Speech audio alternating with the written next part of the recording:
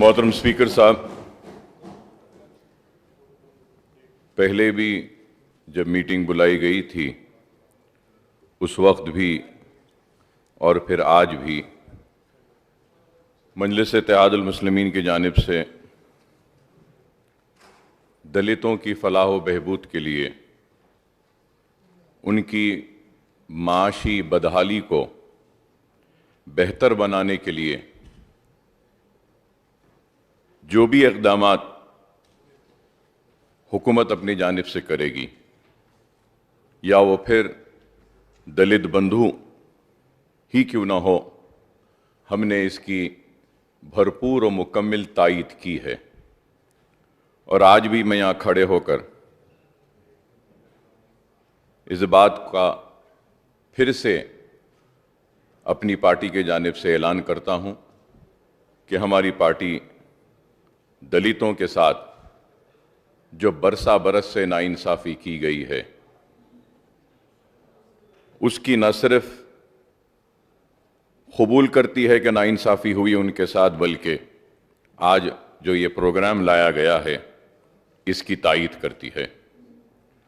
और उसके साथ ही साथ दूसरी बात, मैं चीफ मिनिस्टर साहब का शुक्रिया अदा करूंगा कि हमारी पार्टी की जानिब से ये मुतालबा किया गया था कि आप कास्ट सेंसस करवाने के लिए गवर्नमेंट ऑफ इंडिया से मुतालबा करें, जिस पर चीफ मिनिस्टर साहब ने ऐलान किया कि एक रेजोल्यूशन इस ऐवान में मंजूर करेंगे। तो मैं हमारे इस मुतालबे को कबूल करने पर चीफ मिनिस्टर साहब का शुक्रिया अदा करता हूं। और चंद क्लैरिफिकेशंस है जो आपके ज़रिए मैं चीफ मिनिस्टर साहब से हासिल करना चाहूँगा इस दलित बंधु प्रोग्राम के लिए। सबसे पहली क्लैरिफिकेशन ये जानना चाहूँगा कि ये दलित बंधु स्कीम स्टैट्यूटरी स्कीम है या नॉन स्टैट्यूटरी है। दूसरी बात, क्या आप उसको स्टैट्यूटरी बैकिंग देने के लिए कोई लेजिस्लेशन लाएंगे इस ऐवान में? सर मैं ख़त्म कर लूँ सब। मैं आपका शुक्रिया अदा करता हूँ। आपसे राय लेना चाह रहा था। एक स्कीम के तहत इसको ऐलान करके चला रहे। अभी जो सब प्लान था उसको हमने स्टैट्यूटरी दर्जा दे दिया है। अक्सर क्या होता अकबर साहब, स्कीम्स के वास्ते कोई स्टैट्यूटरी दर्जा देने की ज़रूरत नहीं पड़ती। अगर हम सब लोग एक राय करके अगर स्टैट्यूटरी दर्जा देना मुनासिब समझे तो आप अपना राय बताइए, हम इसको ज़रूर उसमें ला लेंगे।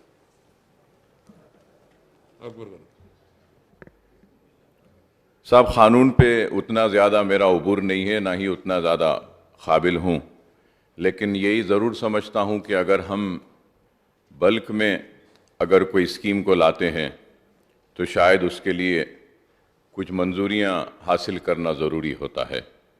खैर, हुकूमत का लीगल डिपार्टमेंट शायद बेहतर इस पे रहनुमाई कर सकता है और लीगल डिपार्टमेंट अपने मशवरे दे सकता है।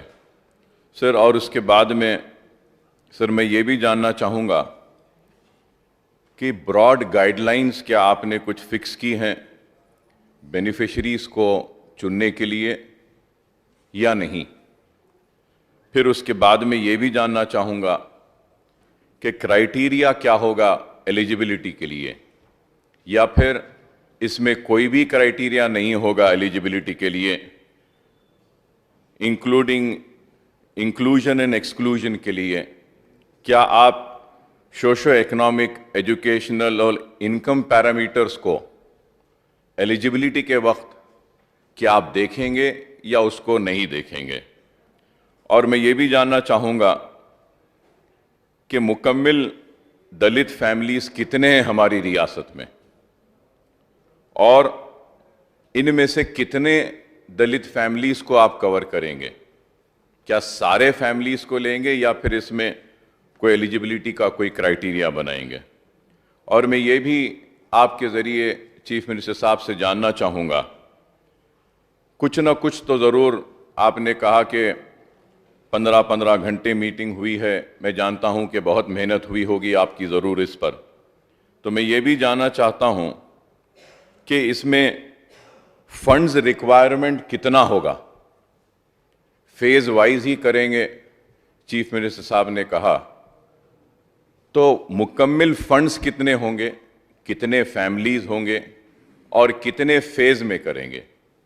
क्या हम ये बचे हुए 2.5 बरस या 2 बरस में इसको मुकम्मल करेंगे या फिर आने वाली हुकूमत भी इसको जारी रखेगी, वैसा हम कुछ कानून साजी करेंगे?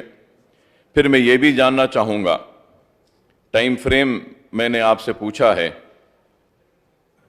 तो क्या टाइम फ्रेम इसके लिए आप मुकर्रर करते हैं? और फिर मैंने जब पूछा है कि ये स्टैट्यूटरी है या नॉन स्टैट्यूटरी है, उसकी वजह यह है कि मोहतरम स्पीकर साहब, चीफ मिनिस्टर साहब ने ऐवान असेंबली में यह कहा कि जितने भी non statutory benefits SC STs को दिए जाते हैं वो सारे बेनिफिट्स मुसलमानों को भी देंगे। अगर ये नॉन स्टैट्यूटरी है तो क्या आप मुस्लिम माइनॉरिटीज के लिए भी दलित बंधु के इस प्रोग्राम की अमलावारी करेंगे? क्योंकि ऑनरेबल स्पीकर साहब, एक जियो जारी किया गया था चीफ मिनिस्टर साहब के ऐलान के बाद, और जियो में यह क्लियरली कहा गया कि all non statutory benefits which are provided to STs and SCs will be provided to Muslim minorities। एक जियो है, मेरे पास जियो नंबर भी है, जियो कॉपी भी है।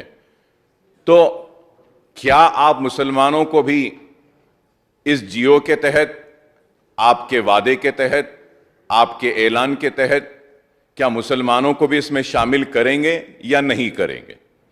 और सर, मैं ज़रूर इस बात का इकरार करता हूं कि दलित के साथ बहुत जुल्म हुआ, नाइंसाफ़ी हुई, हक तलफी हुई, लेकिन यह भी एक हकीकत है कि गोपाल सिंह कमीशन की रिपोर्ट हो या फिर सच्चर कमेटी की रिपोर्ट हो या कुंडू कमेटी की रिपोर्ट हो, रंगनाथ मिश्रा कमेटी की रिपोर्ट हो या फिर आपकी बनाई हुई सुधीर कमेटी की रिपोर्ट हो, इन सारे रिपोर्ट्स ने ये बात साफ और वाज़े तौर पर कहा है कि SC STs से भी अगर कोई पिछड़े हुए हैं, पीछे हैं तालीम के मैदान में, रोजगार के मैदान में या फिर माशी मैदान में, तो मुसलमान हैं। और एक स्टैटिस्टिक्स जमा किया गया, उसके बुनियाद पे इन्होंने कहा, शायद मैं मुस्लिम लीडर हूं, मुसलमानों की नुमाइंदगी करता हूं, जिस पे मुझे फख्र है, और मुसलमानों की आवाज बन के इस ऐवान में खड़े रहता हूं, मुझे उस पर नाज है। तो लोग बोलेंगे कि आप तो मुसलमान की पसमानदगी की बात करेंगे, लेकिन सच्चर कमेटी मेरी कमेटी नहीं थी, रंगनाथ मिश्रा कमेटी मेरी नहीं थी, कुंडू कमेटी मेरी नहीं थी, सुधीर कमेटी भी मेरी नहीं थी। तो जब इन्होंने SC ST से पसमानदा मुसलमानों को बताया, तो क्या आप इनको देंगे या नहीं देंगे? मैं चीफ मिनिस्टर साहब का शुक्रिया अदा करता हूं कि उन्होंने कहा कि बजट बढ़ाया गया। खैर, जो भी वजह थी मैं भी जानता हूं, आप भी जानते हैं, बोलना नहीं चाहता। कल के बहस में आप नहीं थे, रहते तो शायद हमको और कुछ इंसाफ मिल जाता, क्योंकि जब तक मिनिस्ट्री आपके साथ थी तो हमारे साथ इंसाफ हो रहा था, फंड्स मिल रहे थे। लेकिन अब बहुत बुरा हाल है, चाहे वो माइनॉरिटी वेलफेयर हो, 1.5 लाख दरखास्तें 15 से हैं, और वक्फ बोर्ड का बुरा हाल है। आप जानते हैं किस तरीके से औकाफी जायदादें जा रही हैं, तबाह हो रही हैं, मुसलमान बेरोजगार है, आप जानते हैं। मैं इन सारी चीज़ों को रखते हुए, ख़त्म करते हुए यही बात कहूँगा कि मुसलमानों के साथ भी इंसाफ करना है, मुसलमानों को भी इस मुल्क की, इस रियासत की तरक्की का हिस्सेदार बनाना चाहिए।